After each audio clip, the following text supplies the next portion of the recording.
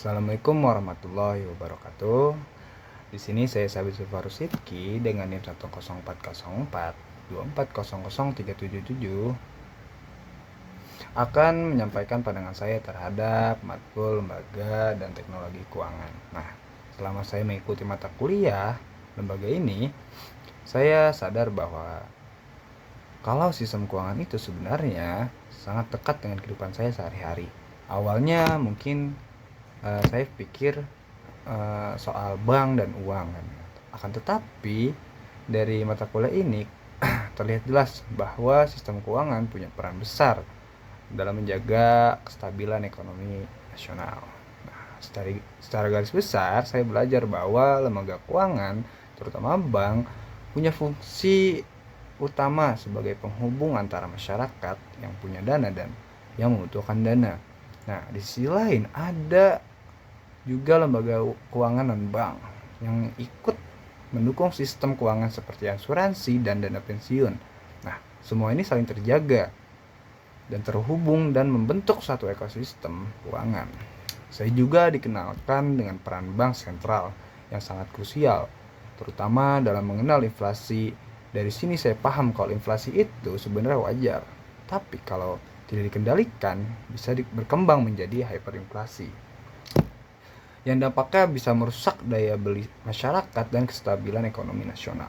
Nah, di sini kebijakan moneter berperan seperti pengaturan suku bunga dan jumlah uang yang beredar supaya ekonomi tetap berjalan seimbang. Selain itu, mata kuliah ini juga membahas bagaimana pasar keuangan dan pasar modal menjadi sarana perputaran dana dan investasi.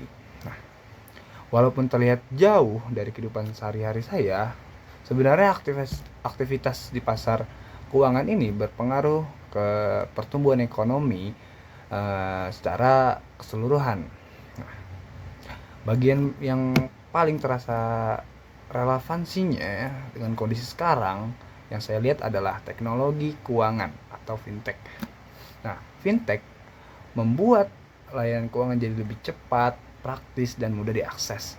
Tapi di sisi lain, perkembangan ini juga menuntut pengawasan dan regulasi yang jelas supaya stabilitas sistem keuangan tetap terjaga.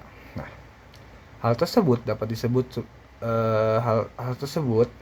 bisa disebut sebagai sebuah sistem keuangan karena melibatkan berbagai komponen yang saling berinteraksi dalam menjaga stabilitas ekonomi. Dalam sistem ini, lembaga keuangan berinteraksi dalam menjaga stabilitas ekonomi. Dalam sistem ini, lembaga keuangan, kebijakan moneter, perkembangan teknologi, dan regulasi memiliki peran masing-masing yang saling melengkapi. Nah, sehingga isu seperti inflasi, hyperinflasi, dan kebijakan moneter tidak hanya bersifat teoritis, tetapi berdampak nyata pada kondisi ekonomi dan kehidupan masyarakat. Yang terakhir nih, sebagai penutupan, saya akan memberikan masukan mungkin pada Bapak dosen. Nah, kedepannya bisa nih mahasiswa itu membuat analisis secara langsung tentang keuangan digital dan memaparkan bagaimana regulasinya dan sebagainya itu seperti kayak OVO, GoPay dan sebagainya. Oke, sekian, terima kasih. Wassalamualaikum warahmatullahi wabarakatuh.